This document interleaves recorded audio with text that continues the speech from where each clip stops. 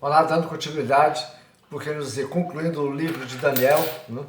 Estamos hoje no nosso último vídeo, tratando do capítulo 12, a finalização do seu livro. Né? Após tanta coisa maravilhosa que nós já aqui, em poucas palavras, tentamos aqui, digamos assim, termos uma compreensão mais clara e simples possível desse profeta, né? Nós gostamos só de fazer uma pequena recapitulação, porque esse livro é constituído, né, de 6 histórias e 4 visões, conforme dizemos. Do capítulo 1 ao 6, as 6 histórias. Do 7 ao 12, as 4 visões. O capítulo 1 trata exatamente de Daniel e seus amigos na corte de Nabucodonosor. Né? O capítulo 2 vai tratar o quê? Do próprio sonho de Nabucodonosor, aquele sonho que ele teve. E Daniel deu a sua interpretação. Né? O capítulo 3 vai tratar também daquele ídolo de ouro, Nabucodonosor, daquele afã de auto se promover, daquela coisa interior, como muitos políticos hoje, né, que querem ser adorados quase como Deus. Nabucodonosor teve esse sentimento triste também. E ele mandou construir uma estátua. E Deus também, né, ali teve os seus fiéis que não adoraram essa estátua. O caso de Sadraque, Misaque e Abidnego, amigos de Daniel. Não sabemos por que Daniel não aparece aqui. Talvez estivesse viajando e tal, só que não estava lá presente nesse momento. Muito bem. No capítulo 4, né, vai falar da loucura de Nabucodonosor, quando ele colocou, olhando assim aquela linda cidade, o seu reino, tudo, os reinos conquistados, eu sou o cara, eu sou todo poderoso. Aí Deus veio e mandou-lhe uma doença, uma insanidade, que ele ficou um bom tempo lá, vivendo com as feras do campo. Até que ele reconheceu que ele não era nada, que Deus era o Senhor do universo, né? Inclusive da sua vida. Só que ele não se converteu não, mas entendeu isso. Muito bem. A quinta história vai exatamente falar daquele banquete de Belsazar, onde ele ali também, para mostrar a sua grandiosidade, o seu reinado, mandou buscar os objetos sagrados do templo que Nabucodonosor havia levado de Jerusalém, né, as taças de ouro, aquelas coisas para beber vinho com até daquele grande banquete rico.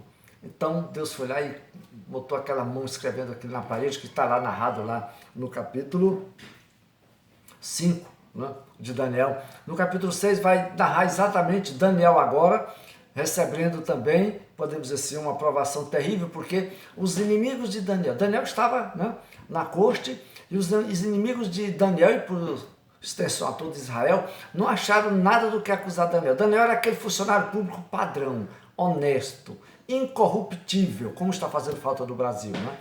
Incorruptível. E eles não tinham como acusar Daniel de nada diante do rei. Mas aí eles tiveram uma coisa, nós vamos ter que pegá-lo pela sua própria lei, né, para tirar Daniel do nosso meio. Porque Daniel era honesto, além de ser honesto, não deixava os outros, né, porque não basta você ser honesto, você não pode deixar os outros também cometerem, né, as desonestidades. Você tem que alertar e corrigir todo mundo. Então, para eles fazerem o que faziam antes sem Daniel, precisava tirar Daniel, né? E aí inventaram chegaram para o rei Dario, ó, Dario, você grande rei, aquela história toda, né? Faça um decreto dos medos e peças que ninguém pode revogar, que todo aquele que fizer uma petição a outro Deus, né, que não seja tão somente a ti, seja colocado na cova dos leões. Olha que maldade cruel no coração, né? Ah, como nós temos opositores nesse mundo afora, né, o povo de Deus. Aí, devido àqueles elogios, Dario, né, se ensoberbeceu, como é comum a maioria dos políticos, né, a essas lisonjas nefastas. Aí baixou o decreto. Primeira coisa que fizeram seus algozes foram aonde? De Daniel, é claro, lá, observar a reação de Daniel. Daniel, quando leu aquilo, disse, meu Deus. Aí foi lá para sua casa orar a Jeová. E ali os seus algozes lá, escutando ali pela janela. Ah, ele está adorando. Aí chega lá, Dario, você não baixou um decreto dos medos e peças que ninguém pode revogar? Pois, baixei. Não disse também no decreto que ninguém pode fazer outra petição a não ser a ti durante 30 dias? Sim, pois Daniel, seu amigo, o judeu, está lá adorando o Deus dele. Coitado, ele não podia fazer nada, podia revogar, né? Triste, mas teve que cumprir a lei, naquele mês havia assinado. E aí descobriu a armadilha que ele caiu, mas não podia voltar atrás. Joga Daniel na cova dos leões. Diz que os leões estavam famintos, vários dias sem comer. Quando Daniel caiu lá dentro, nada, ninguém, um leão sequer ousou abrir a boca em direção a Daniel.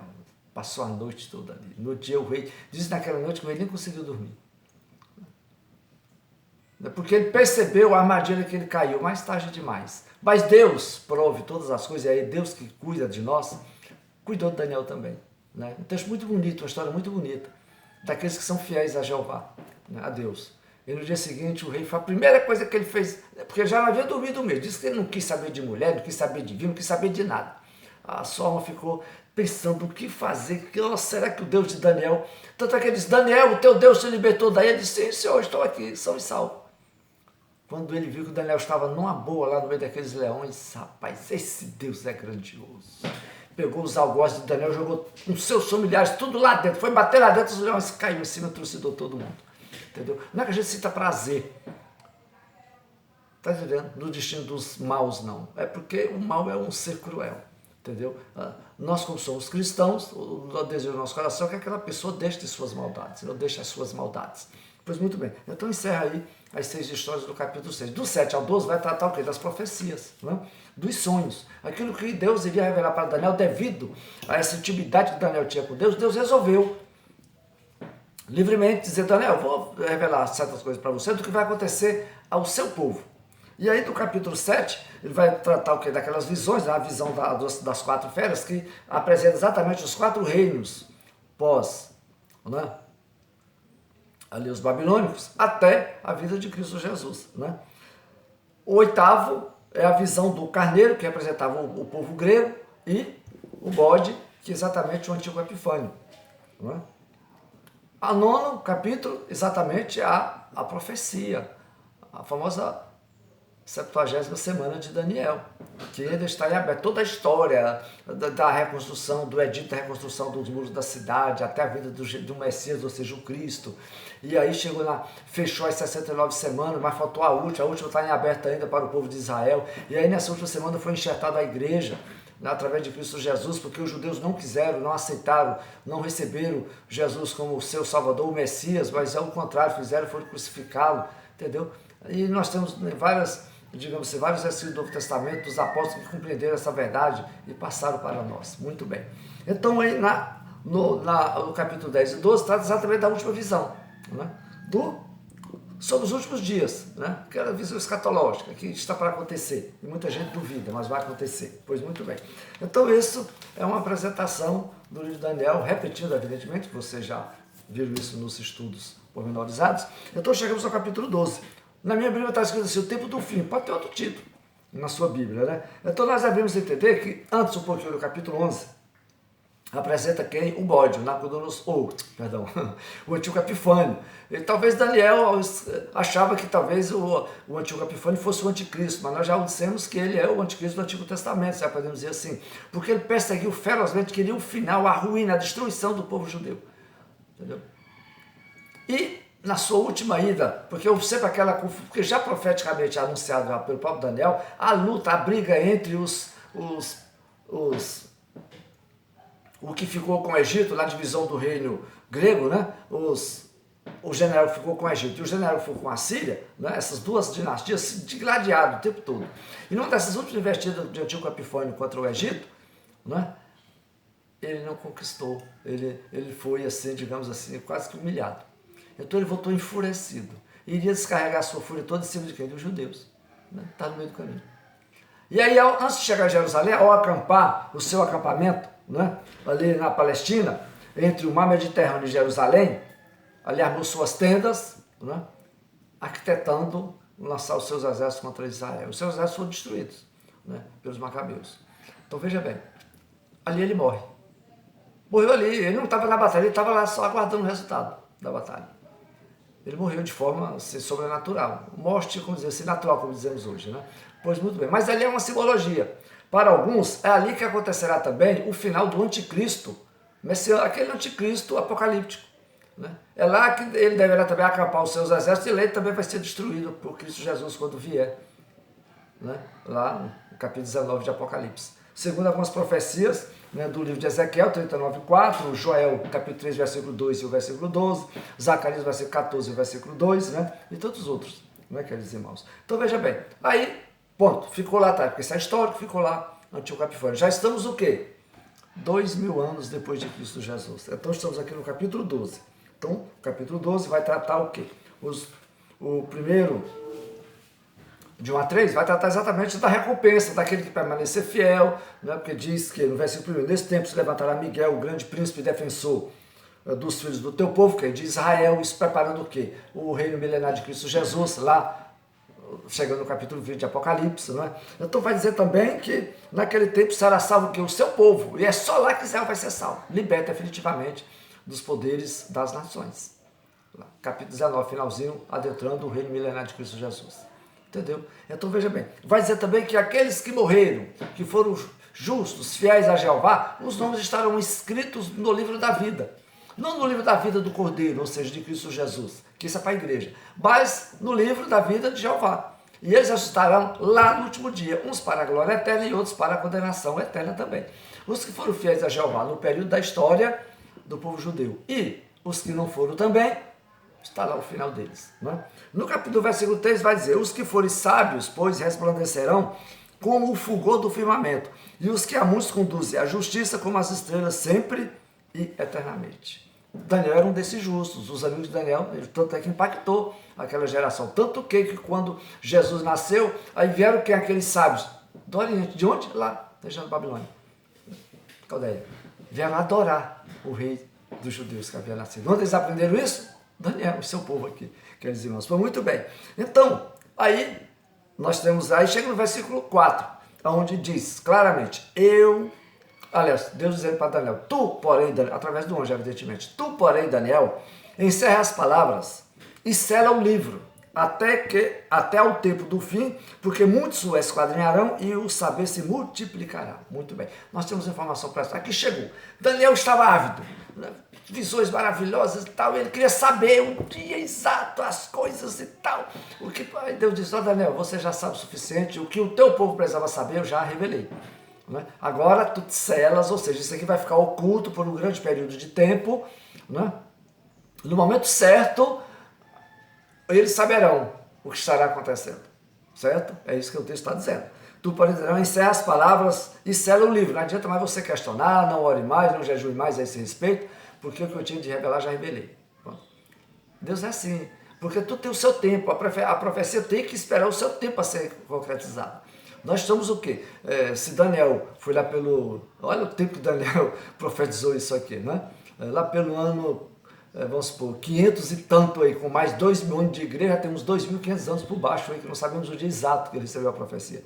Então, uns 2.500 anos, 25 séculos, olha só, muito chão, não é? Mas a profecia espera, Deus é eterno, a coisa vai acontecer, queridos irmãos, até o tempo do fim. Qual é o tempo do fim? É o tempo do fim do povo judeu, porque a igreja ela teve um início e terá uma saída. A igreja foi enxertada na videira e será tirada da videira, e a videira vai caminhar sozinha. A igreja foi enxertada lá com Cristo Jesus, né, lá em Pentecostes, no surgimento da igreja, do Espírito Santo, e também será tirada, não só a igreja, com o Espírito Santo também, na vinda do Senhor Jesus, quando vir buscar a sua igreja. E aí a história dos judeus continua e a história dos homens continua também, como já explicamos aqui. Certo? Então isso aqui é lá para o fim. No arrebatamento da igreja e na ressuscitação dos crentes que morreram em Cristo Jesus, esses judeus aqui, esse Daniel não será ressuscitado.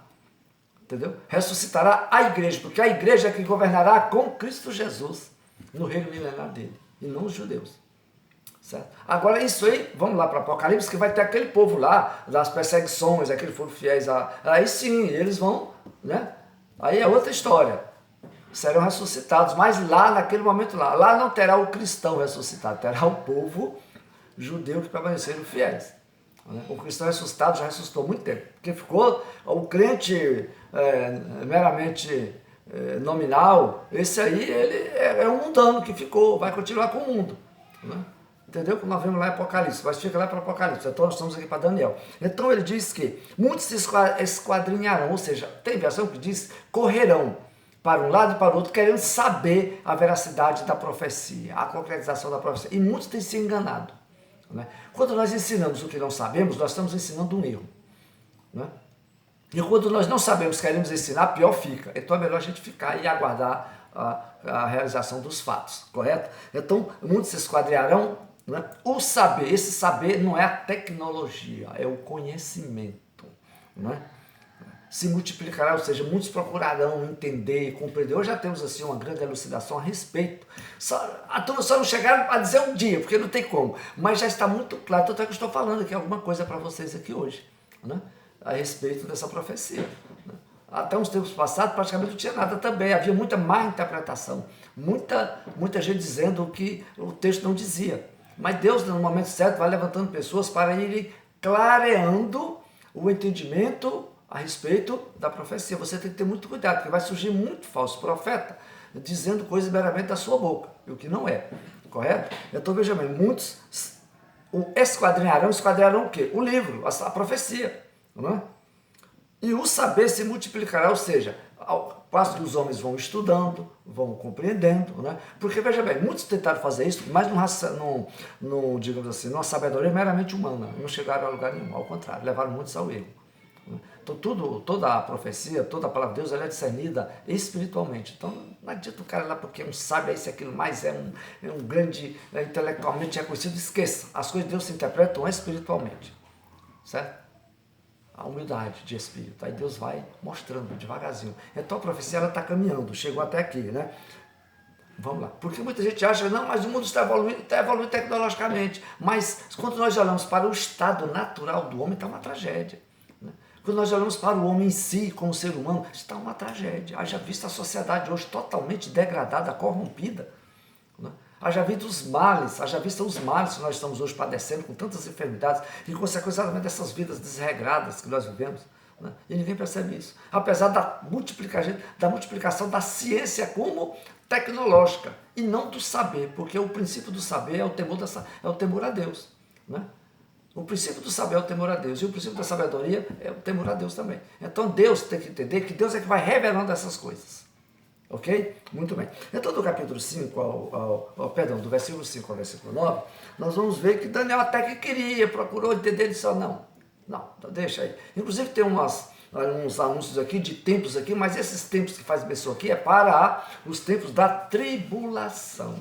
A grande, não é essa tribulação que nós estamos passando, a pequena aflição a respeito dessa pandemia e outras que piores com certeza virão, para o homem começar a pensar e refletir, principalmente o povo de Deus, não é essa ainda. Não.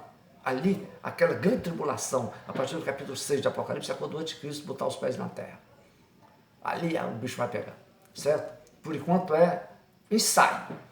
Nós sabemos e já antevemos e dizemos para essas pessoas que ou você se arruma para não chegar ali, porque se for na nossa geração, os que estiverem lá vão padecer demais, vão sofrer demais, como está lá narrado.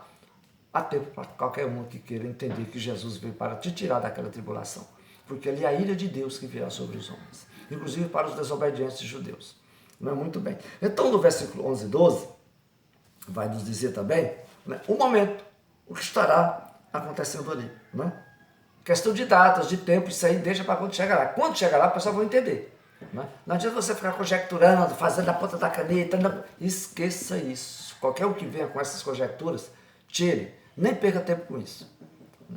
Perca tempo para aquilo que Deus disse no versículo 13 para Daniel. Tu, porém, segue o teu caminho. Então, viva a sua vida cristã. Viva a sua vida de fé, de obediência à palavra de Deus. Seja humilde, né? Seja um adorador a Deus. E por você ser um adorador a Deus e a Cristo Jesus, você vai amar o próximo como a si mesmo. Entendeu? Porque do contrário, você está amando meramente, humanamente, esse amor não é o amor de Deus. O amor de Deus você tem que amar a Deus e a Cristo Jesus em primeiro lugar, para depois você se voltar e olhar para o semelhante seu, a quem deve refletir a glória de Deus para você amá-lo. Entendeu? É aqui, ó. Mas primeiro você tem que adorar aquele que você não vê, a Deus Todo-Poderoso. Então diz, tu porém segue o teu caminho até o fim, ou seja, até o seu último dia de vida. Porque quando você morrer, né, pois descansarás, aqui no sentido que você vai morrer, e aí, né, não se tem uma data quando Jesus vai voltar para resgatar o seu povo, né, o povo judeu, né, nem tem para a igreja também, né, e ao fim dos dias de quem? Para Israel, não é para a igreja, que o texto aqui não está falando de igreja, nem desde o primeiro versículo de Daniel, te levantarás para receber a tua herança, ou seja, lá, final de Apocalipse, onde todos ressuscitarão, conforme lá o capítulo 20, a partir do verso 11, que nos apresenta o grande trono branco. Aqueles ressuscitados e inscritos no livro da vida Não é o livro da vida da igreja, porque o da igreja foi ressuscitado, tem mandado para estar ali. Mas é dos judeus que ficaram aqui no livro de Jeová. Muita gente acha que ali é o livro da igreja. Não, senhor. O livro do Cordeiro, nós partimos quando Jesus veio buscar a sua igreja. Ali é o livro da vida de quem? Tanto é que os que não estão inscritos ali foram o quê? Condenados e lançados no lago de fogo, onde já se encontrava o anticristo, o falso profeta, seus anjos malignos, Satanás e aqueles que não obedeceram e nem deram ouvidos ao chamado de Jeová. Entenderam? Então se termina. Então Daniel, muita gente quer que Deus abençoe ele aqui na terra como uma prova de que Deus, ele é aprovado. Esqueça, todo justo sobre a face da terra, o seu galardão não é aqui na terra.